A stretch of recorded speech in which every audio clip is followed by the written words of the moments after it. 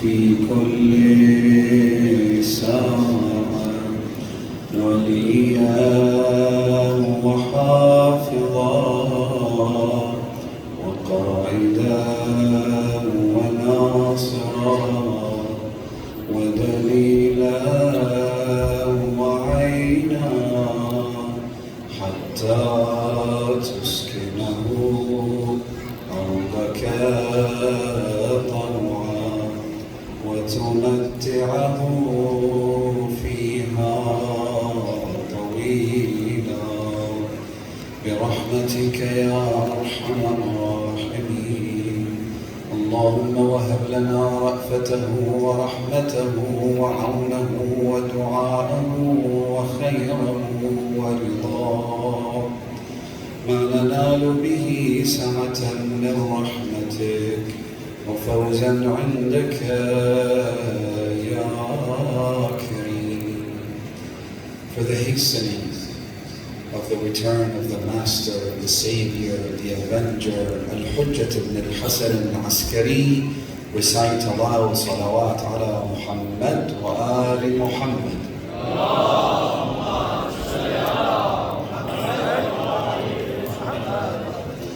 My dear brothers and sisters, elders, scholars, Assalamu alaikum wa rahmatullahi wa barakatuh.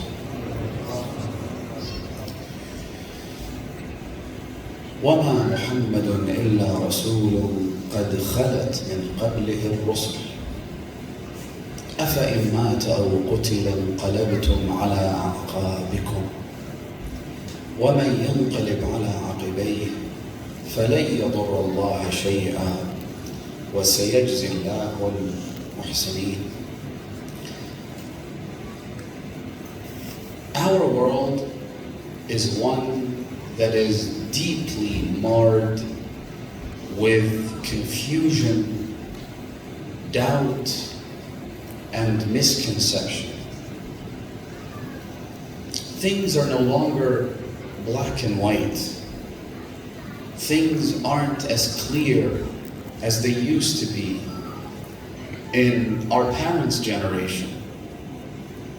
50 years ago, it was a very different landscape. 100 years ago, things were completely foreign to what we see in this day and age. Nowadays, everyone feels that they're entitled to an opinion when it comes to the most complex topics of religion and belief. And having an opinion or being entitled to an opinion basically means that our beliefs are no longer grounded in submission. Rather, it's about whatever my skewed logic dictates. It's whatever you can convince me to be true. And if I'm not convinced, I will refuse to budge or believe. The lines between truth and falsehood are becoming increasingly blurry. Just yesterday, there was an article published by CNBC, a financial services and information network based in the United States. The topic, the title of the article is quite telling.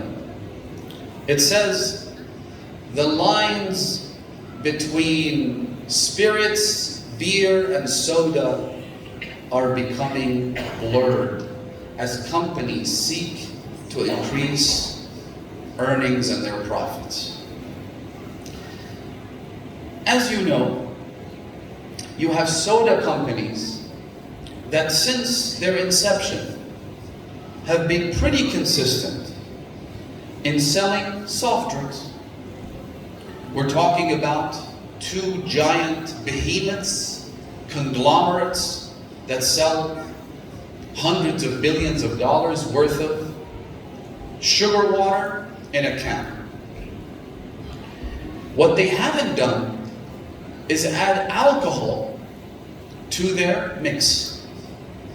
The article talks about how in recent times these same soft drink companies have begun to introduce alcoholic beverages as part of their list of products. However, the amount of alcohol that they include in those drinks is minimal. 2%, 3%, 5%. It never goes up above what a can of beer might contain, for instance. It also talks about how alcohol beverage companies are beginning to get into the soda market. So they're doing what Pepsi and Coca-Cola have been doing, while Pepsi and Coca-Cola are now doing what the alcohol beverage companies have been doing. In other words, the lines are being blurred. What exactly is a soft drink? What exactly is a beer? Especially if the amounts are minimal. I was on a flight and I looked at the food menu, which also includes a beverage menu. And in the beverage menu, because it's a so-called Muslim airline, even though there's nothing Islamic about it, but the first item was something which, to be honest with you, I don't even remember the name because it was deliberately named in a fashion that would make it exotic. Something in Spanish or French. But what caught my attention was the description of the drink. Non-alcoholic beverage made from the finest wines. So I asked to see it. It says non-alcoholic, so as far as the Muslim mind is concerned, you immediately think, well, that's safe. This should be fine. So I asked to see it, and sure enough, it looked exactly like a glass of champagne. The only difference is the fact that they're claiming it's non-alcoholic. Whether that's true or not, I have no clue. I am not inclined to believe their assertions. But even if I did, the fact that it looks so similar, the resemblance is uncanny. And it begs the question, why? Why deliberately go out of your way to make a drink that is so similar to its alcoholic counterpart and then simply call it non-alcoholic? Why try to make it so strikingly similar? Why? The key, my dear brothers and sisters, is the blurring of the lines. It's the confusion. It's the marketability of making things that, although they might be harmless at first, but they're gateway sins. Have you heard about gateway drugs? By the way, the same argument applies to cannabis and marijuana. Oh, this isn't exactly intoxication. This doesn't fit the description of being inebriated the way you are inebriated by alcohol. You only feel tipsy. It doesn't distort your judgment. You hear these things from apologists for the use of cannabis within the Muslim community. I've heard it myself. I've been in more conversations about this than I would have liked. But the problem is, once you take a bird's eye view, once you are no longer personally invested, and you're not driven by your own desires, and you look at things with objectivity, the things are clear, it's black and white. First of all, ulama say it is haram. Scholars have issued edicts, it is not permissible, it is sinful. I'm talking about cannabis here. Somebody even went as far as to debate this issue with me, and he said to me, do those ulama have a specific hadith that says that cannabis is haram? So you see what's happening here. Number one, our sense of entitlement to an opinion on every religious matter is front and center. It's very obvious. In other words, never mind the fact that I lack any sense of expertise on these issues, I can still debate with the most supreme religious jurists. So I'm at the same level as far as I'm concerned.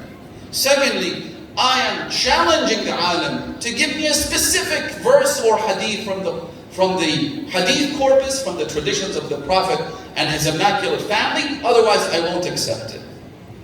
I said to him, well, that's not how it works, my friend.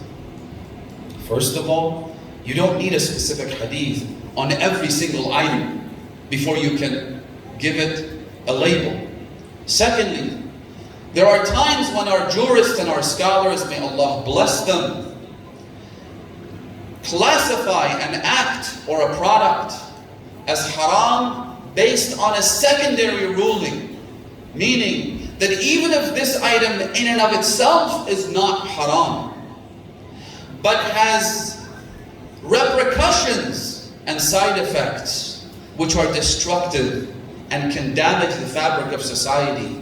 It leads to divorce, it leads to dysfunctional families, it leads to dysfunctional individuals who can't be any good to themselves or those around them, and that makes it haram. If something is introduced into the community which may not tick all the boxes for inebriation, but can completely eviscerate this community from its ability to progress and grow and prosper, then scholars have every right, based on al-hukm al-thanawi, as it's called, to ban it, to make it impermissible. So, the devil, on the other hand, tries to play on the blurring of the lines. That is in fact where shaitan is most potent, most powerful. Shaitan isn't going to come to you and I and say, let's go out for some hard liquor. Shaitan isn't going to whisper into our ears that we should go and commit adultery. Shaitan isn't going to do these things. Instead, he will focus on those things in the so-called gray area. The things that fall on top of the blurry lines. Listen to what Amir al-Mu'mineen says in a sermon. He says, إِنَّمَا بِدَايَةُ الْفِتْنَةِ, the beginning of discord, the beginning of those trials and tests that cause people to fail. In other words, those difficult tests in our lives, the fitan, they begin with what? The Imam says, they begin بِأَهْوَاءٍ تُتَّبَعْ, with desire, with temptation. Let's try this out. Let's see what this tastes like. Let's see what it does to us. It begins with desire. Then those desires give way to our desperate attempt to cling to some kind of authority.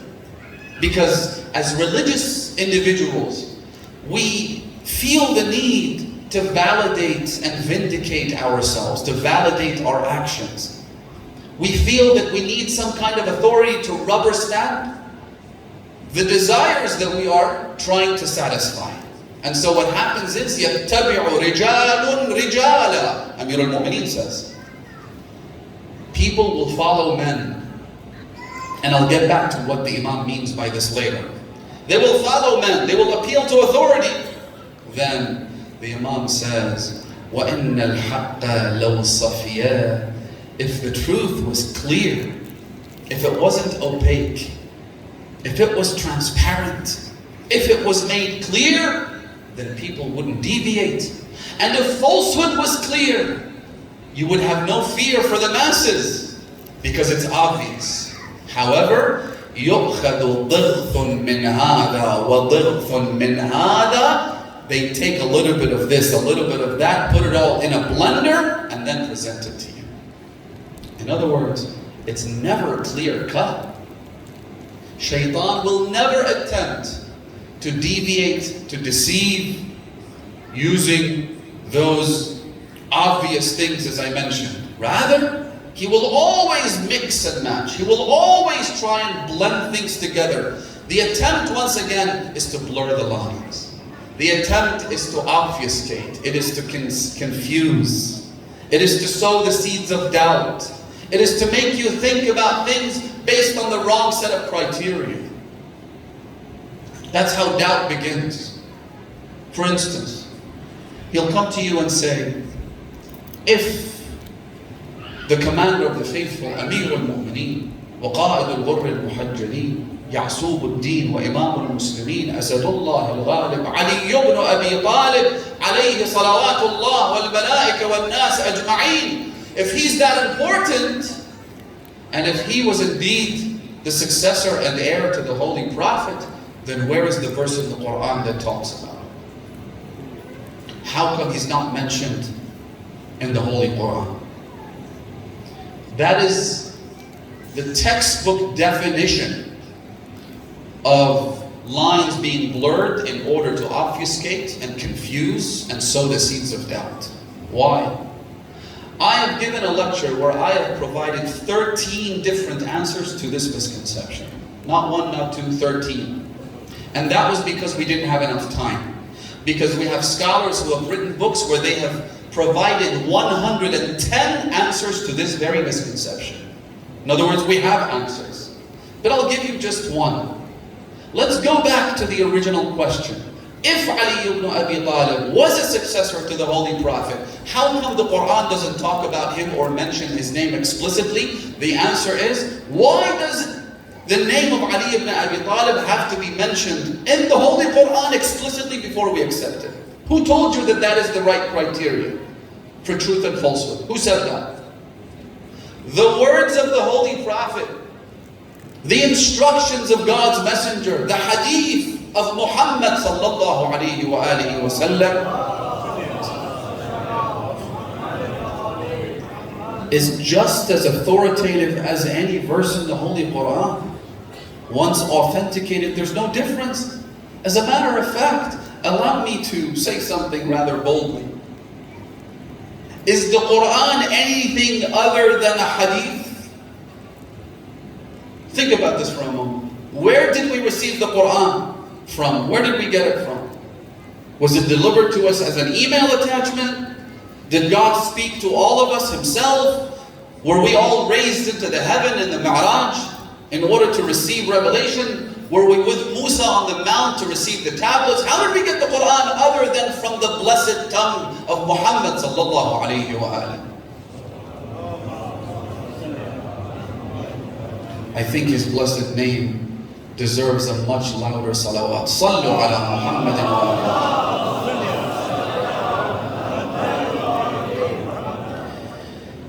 So that's one response to this misconception.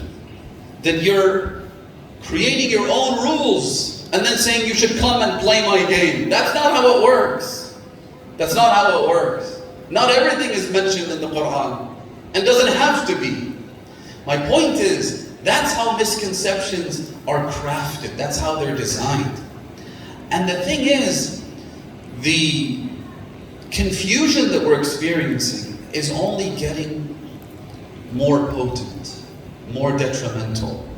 Things are getting more and more confusing as time progresses forward. Because Shaitan has honed his skills. Because the tools that he's using are getting sharper and better.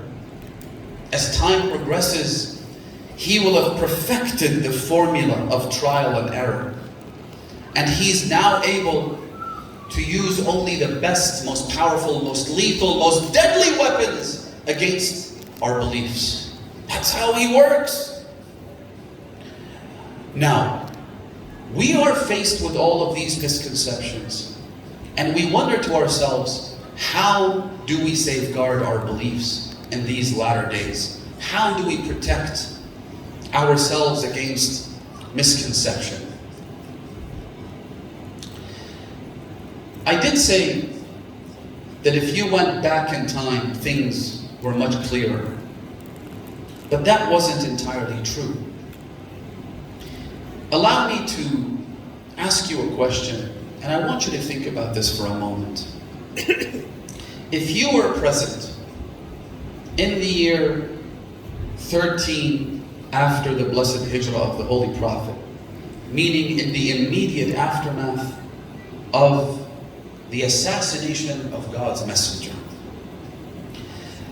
the pandemonium, the confusion, the doubt, that ensued after the Prophet's passing was such that with this illustration, you will come to realize that things weren't so easy back then. Because you have two personalities. On the one hand, you have an elderly man, a senior citizen, an early companion of Rasulullah, someone who, by the way, happened to be with him in the cave when the Prophet was migrating from Mecca to Medina. He was the only person who accompanied the Messenger on that journey.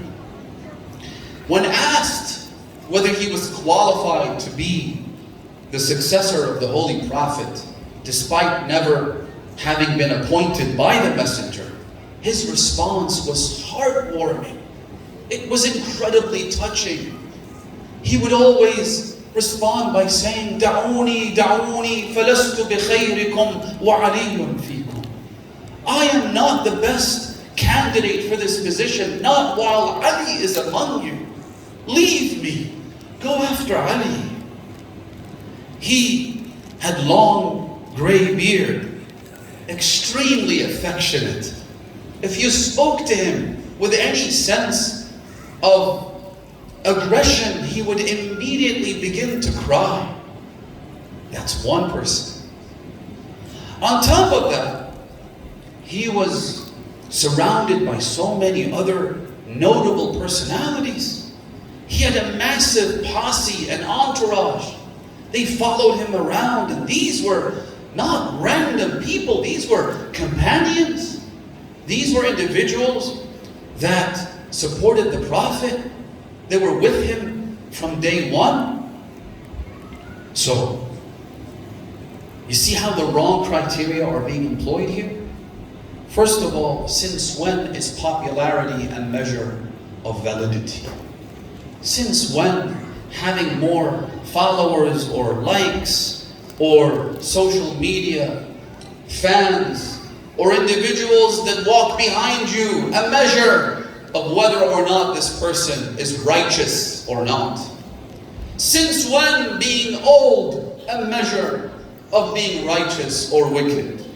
All of these criteria, being with the Prophet, happening to once being on the same journey as the Holy Messenger, in other words, being a fellow passenger on a flight with the Prophet, since when is that a measure of being righteous? Every single one of these points that I just mentioned, were you and I to think and reflect upon them, we'd realize that while they are very strong emotional tools designed to manipulate, they are not criteria for whether something is true or false. Amir al-Mu'mineen himself, before I get to the other side of the equation, Amir al-Mu'mineen made it crystal clear, brothers and sisters, in the Battle of the Camel, when this confusion was at its absolute peak, somebody came up to the Imam, "Ya Amir al-Mu'mineen, you know that I love you. You know that I respect you. I know your position in the eyes of Rasulullah. I know your status vis-a-vis God's messenger. I know that you were appointed. I saw the Prophet hold your arm high and say, Man kuntu mawlah, fa'aliyun mawlah, Allahumma wali man walah, wa'adi man aadah, wansur man nasarah, waqdul man khadalah." I was witness to all of this, but Ya Amir al-Mu'mineen, help me, I'm confused. Because on the other hand, I see the Prophet's wife. I see the Prophet's cousin, your own cousin. Az-Zubayr ibn al-Awwam. Do you know who this person was? Az-Zubayr was one of the people who participated in the funeral of Fatimiyah az-Zahra, one of only 4 or 5. In fact, some reports have said that Fatimiyah az-Zahra told Amir al-Mu'mineen that I'm going to leave you with my final will and instructions. If you are unable to carry out my instructions for whatever reason, if you're excused, if you don't have the power to do it, then I will give them to Zubayr. This is Zubayr ibn al-Awwam. This is a man who defended the Holy Prophet from being killed on numerous occasions. Ya Amir al-Mu'mineen, I see the Prophet's wife, I see Zubayr, I see all these companions, I see all these people that we used to think were good and righteous. Help me. Which side should I pick? The Imam didn't tell him, join me. He didn't even remind him of the innumerable prophetic quotes in praise of Amir al-Mu'mineen when he was made the criteria for righteousness, when he was made the only barometer of what is right. When the Prophet famously said, Aliyun ma'al haqq wal haqqu ma'ah. Say it with me out loud. Wal haqqu ma'ah Ali. The Imam could have done that. But instead, he gave him and you and I and every single human to the end of days a criteria, an equation that we can use in every single circumstance. He said to him, Ala inna al-haqqa la yu'rafu bir-rijal. Verily you should know, alas, the truth isn't recognized through men. I'rif al-haqq ta'rif ahlah. Recognize the truth. Learn to seek the truth first, then you'll know who's with the truth and who's not with the truth. I'rif al-haqq. Which is why, brothers and sisters, it is absolutely critical in this day and age of endless confusion and misconception and doubt that you and I do not idolize anyone. No to idolization. No to celebrity culture. No one is a barometer for the truth. The truth is its own barometer. The truth is what needs to be sought out and recognized. That's why the onus is on you. The onus is on us to learn, to investigate, to increase our knowledge. Not to rely on speakers, no matter how good and righteous and pious. Not to rely even on ulama and maraji' to determine the truth. Of course, they are great guides to the truth. They are people who may be able to help us navigate the confusing labyrinth that we're in.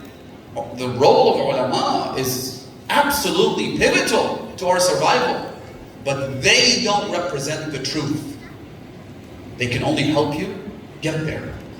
And if for whatever reason, through the guidance of anyone, you don't reach the truth, then you need to reverse engineer the problem and go back to the roots. Find out where you went wrong. Find out just what happened. Why haven't you reached the truth? Never idolize anyone. This fandom culture that exists, especially in this day and age, especially as a side effect of the explosive expansion of social media, is wrong. It's a mistake, brothers and sisters. A reciter should not be idolized, right? And that's one of the problems that religious communities suffer from. Because I'm religious, instead of idolizing a singer, I idolize the reciter. It's almost like the halal version of that thing that's haram. But in doing so, we blur the lines. Don't do that. Good, pious, righteous reciter who praises the Ahlul Bayt, alayhimus salatu wassalam, I respect him, I love him, he's my brother in faith. But nothing more than that. The same is true of speakers, the same is true of everybody. اعرف الحق تعرف أهله. So let's go back to the example. On the one hand, you have this sweet old guy who's quoting verses from the Quran, traditions from the Holy Prophet, who spent time with the Messenger.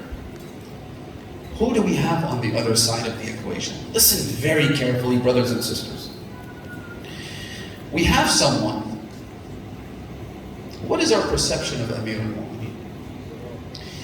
Number one, he's young. He doesn't have that aura of being a senior member of the community. Number 2, he's bald. Number 3, his clothes, they're all full of dust and mud, because he's got a sidekick where he digs wells in the farm. So not exactly presentable, doesn't wear designer clothes, doesn't look super smart in the way he dresses. Those are descriptions of his appearance. What about his demeanor? You'd expect him to be all about love and inclusivity, right? All these things that we today in the 21st century use as descriptive terms for what is good, right? You'd expect him to be this extremely gentle man. Nothing but roses and butterflies and smiles and hugs and kisses. And yet listen to the description of Ali ibn Abi Talib from the tongue of Fatimiyah alayhi salam in her sermon to the women of the Muhajirin and Ansar. وَمَا الَّذِي لَكَرُوا مِنْ أَبِي الْحَسَنِ. She says, what is it that they hate about Abu al-Hasan alayhi salatu wasalam? Do you know what they hated about him? Do you know why they chose to reject Ali? The one and only, the bravest, the most knowledgeable, the most pious, the first, the last, the best. What is it that made them reject Amir al-Mu'mineen and put others before him? نَكِرُوا مِنْهُ وَاللَّهِ نَكِيرَ سَيْفِهِ. Fatimah al-Zahra says they hated the fact that his sword didn't distinguish between rich and poor, old and young, brave and otherwise. That he used that sword to establish the religion no matter who stood before him. Number 1. Number 2, the fact that he could not care about his own fate, whether he died or was injured or anything like this. Did you know that in the battle of Uhud, the arm of Amir al-Mu'mineen broke? He had a broken bone, and yet he used that same arm to fend off the enemy forces from killing Rasulullah. He couldn't care less about his own fate, what happened to him. Number 2. Number 3, the fact that when Amir al-Mu'mineen took someone, he took him mercilessly. When Ali ibn Abi Talib was about to establish God's religion, he did it without showing any weakness. And finally, وَتَنَمُّرَهُ فِي ذَاتِ اللَّهِ. Tanammur in the Arabic language stems from the word nimr. Nimr means tiger.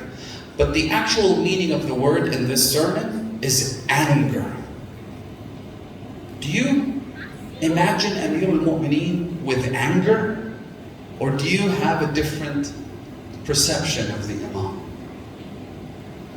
But when it comes, of course, Amir al-Mu'mineen, when he encountered orphans, he would walk on his hands and knees and help the orphans right on his back, pretend he was a camel.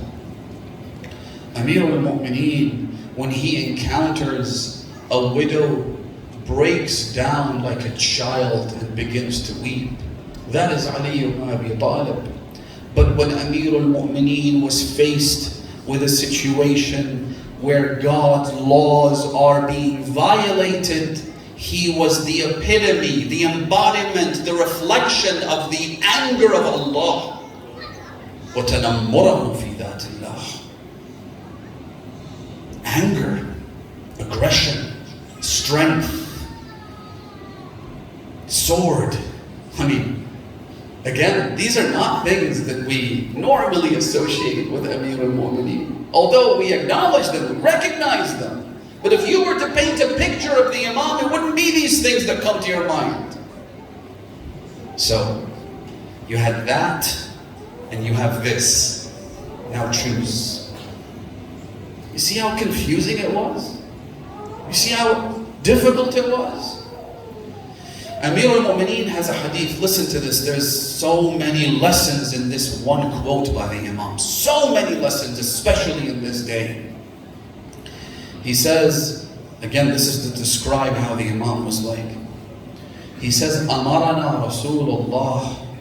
The Holy Prophet used to instruct us, command us, أن نلقي أهل المعاصي, that when we encounter people of sin, this is how we encounter them. بِوُجُوهٍ مُكْفَهِرَّةٍ, with frowny, angry faces. Whereas now, if you say to someone, what does it mean to be a Muslim? Always smile, brother. No, you don't always smile. When you see someone who is unabashedly and shamelessly violating the laws of Allah subhanahu wa ta'ala, the least you could do to implement this important instruction of the religion of Islam, that of an-nahy al-munkar, forbidding evil, the least you could do is to frown in their faces. Show them that you're disgusted and repulsed by them and their actions. It's not all about hugs and kisses. When it comes to the rights of Allah subhanahu wa ta'ala being violated, make sure that you make a stand. Walk out. You see some believer being slandered by a group of other individuals, make a scene. Make a scene. It's not all about hugs and kisses. Be a disruptor of sinful behavior. Make sure people know that you don't approve, that you're not happy with this, and that if they don't cease and desist, if they don't stop, then you're going to walk out and you won't be their friends anymore. One hadith says Allah subhanahu wa ta'ala despises a believer who has no religion. So they say to the Imam, Ya Rasulullah, what do you mean a believer who simultaneously possesses belief but has no religion? The Imam says, the one who sees it and acts of sin being committed but refuses to make a scene, refuses to speak out. Speak out! So again, I go back to that example. The guy with nothing but hugs and kisses, gray beard, looking super humble and pious, with Ali ibn Abi Talib frowning in the face of sinners. No choice. Fatimah al-Zahra comes to the court. She says to the Khalifa, self-proclaimed, self-appointed Khalifa, she says to him, أَفِي كِتَابِ اللَّهِ أَن تَرِثَ أَبَاكَ وَلَا أَرِثَ أَبِي? Is there a verse that I've missed in the book of God that says you are allowed to inherit your own father, but I'm not allowed to inherit my father? Show me. In fact, I'm going to cite verses in the Quran which prove that inheritance is absolute. It's a universal law. One of the verses that she cites is this: وَوَرِثَ Sulaiman Dawood. Sulaiman, this is in Surah An-Naml, inherited his father Dawood. What does he reply? Again, go back to those two stereotypes. He was so kind and gentle, this old senior citizen who kept saying, no, leave me, I'm not the best person. On top of that, to make matters more confusing, to sow more doubt, he would quote hadiths of the Holy Prophet, mashallah. He says to her, listen carefully, honestly this was confusing as hell. He says to her, Ya bint Rasulullah, oh daughter of God, you know that I love you, you know that I respect you, you're like my little daughter, as we say nowadays, right? But what can I do when I heard with my own ears your father, the messenger of God, say the following: إِنَّا مَعَاشَرَ الْأَنْبِيَاءِ لَا نُوَرِّثْ مَا تَرَكْنَاهُ صَدَقَةً. We, the community of prophets, do not inherit whatever we leave behind is charity, meaning it belongs to all of the Muslims. I mentioned Leslie Hazelton's comment last night, for those of you who were there, when she said this was incredibly cunning. This was next level. For him to pit Fatima against every Muslim instead of just himself. Now Fatima has to go and satisfy every random guy on the street who feels that he has a piece of this inheritance. But let's leave that aside. When he told her that I heard the Prophet say this, essentially what he did was appeal to authority and cause the greatest confusion by mentioning and citing an actual quote of the Holy Prophet. A couple of important points to mention here, which are applicable and relevant to our lives. Number one, don't think that deviants who will try to hijack your religion don't have any evidence to show for it. In fact, they will quote verses from the Quran. In fact, they will quote hadiths from the Holy Prophet. But don't be deceived by that. Don't be deceived by the fact that the guy is wearing a skull cap or a turban. Don't be deceived by the fact that he begins his lecture by reciting salawat on the Prophet and his family. Don't be deceived by the fact that he recites the masaib of Imam Hussein at the end of his lecture. None of that is the right criteria for truth and falsehood and distinguishing between them. Appearances are deceptive. They can be deceptive. That is expected.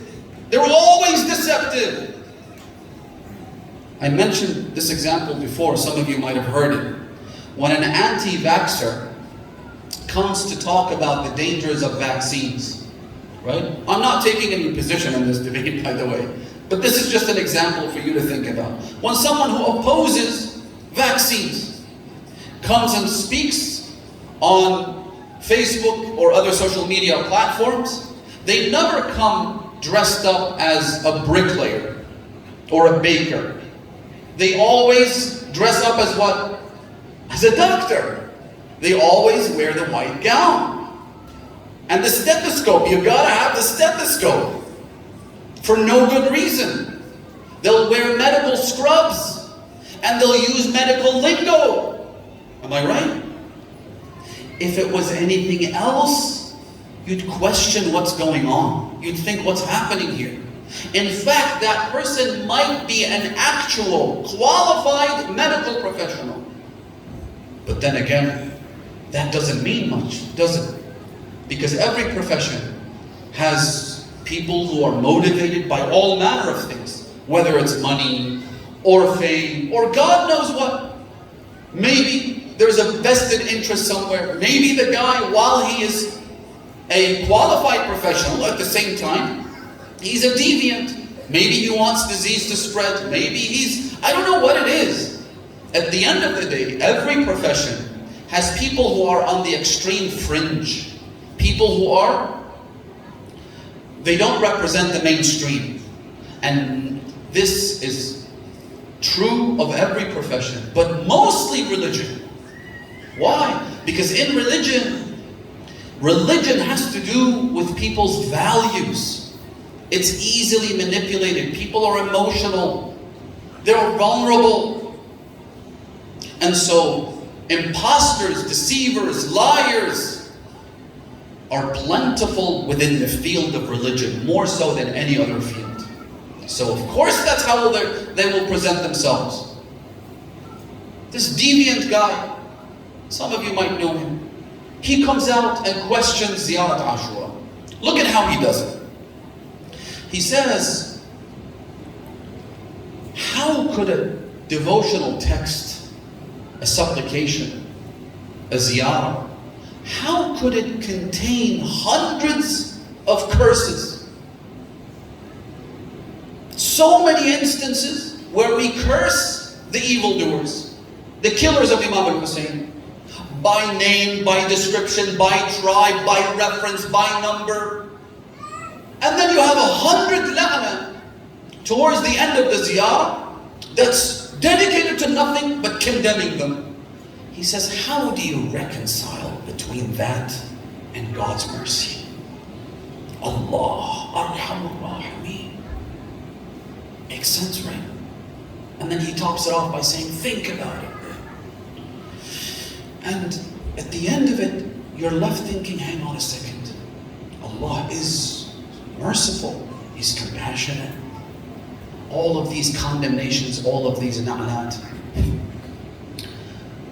What we are missing is an actual familiarity and knowledge of the Holy Quran. Doesn't the Quran itself contain dozens of verses where Allah curses? But then they'll turn around and say, well, yes, God can curse, but you and I can't. We're not allowed to do that. Well, how about verse number 159 in Surah Al-Baqarah, where Allah subhanahu wa ta'ala speaks about those who conceal and hide the manifest signs of God after they have been revealed to the people, and then He says, أُولَٰئِكَ الَّذِينَ يَلْعَنُهُمُ اللَّهُ وَيَلْعَنُهُمُ الْلَاعِنُونَ. Those are the ones that Allah curses, and the cursers, the condemners, they also condemn them. Meaning that there is an entire community whose job is to curse. And Allah subhanahu wa ta'ala cites them in this verse. What do you do with this verse? They'll say, but sure, Allah curses and He's also allowed us to curse, but not without mentioning names. But what's the difference? What's the difference? If I said, may God curse Adolf Hitler, would I be violating God's laws? Or do I just have to say, may God curse the head of the Third Reich in Germany during World War II who killed so many innocent people? What's the difference between these two? As a matter of fact, if anything, when you name the evildoers by name, you disassociate from them directly. You create this buffer zone between you and them, between your family, between your children and them. It's a clear and manifest disassociation. What's wrong with that? And how is that reconciled with God's mercy? How do you reconcile hell with God's mercy? How do you reconcile all of the verses that describe the torment in the smoldering inferno that is the fires of hell? But again, that is the nature of a misconception. It blinds you from the facts. It gives you something that sows the seeds of doubt and makes you think it makes sense. It makes absolutely no sense. So,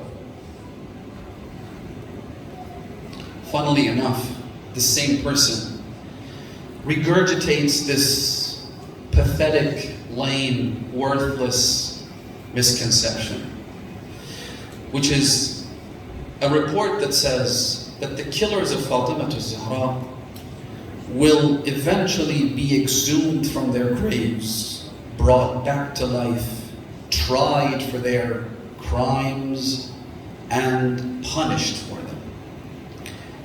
But the way he presents this is interesting. He says this sectarian hadith. What's sectarian about restoring justice for the greatest act of injustice?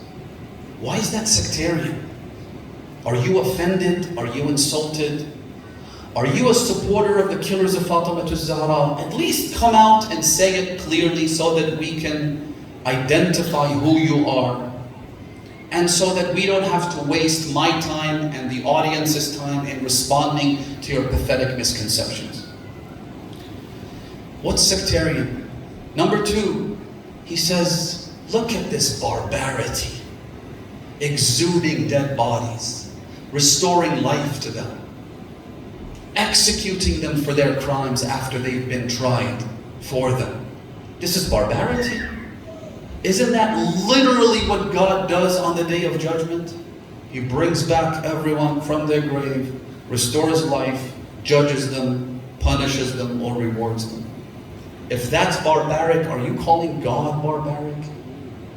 Again, without the full picture, the way it's presented, with these, they're carefully crafted and photoshopped to make them appear as though they are logical arguments, when in fact they're not. If you have a problem with cursing the enemies of Allah and His Prophet, if you have a problem with restoring justice for the mistress of the women of the world, then either you have sympathy for the evildoers, or you don't acknowledge the crimes that they committed,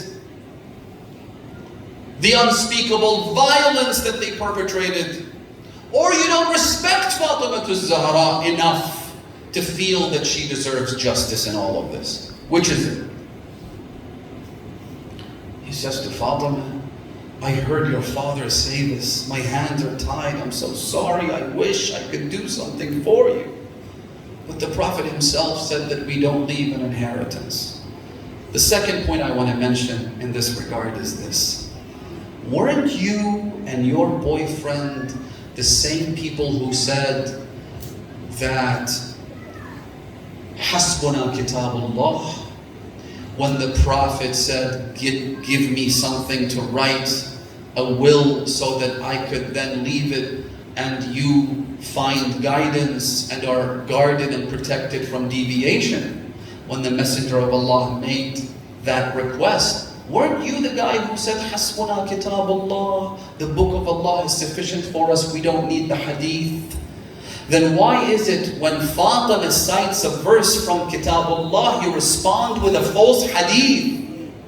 A hadith that's supposed to cancel out clear injunctions and verses of the Holy Quran. What happened? At least be consistent.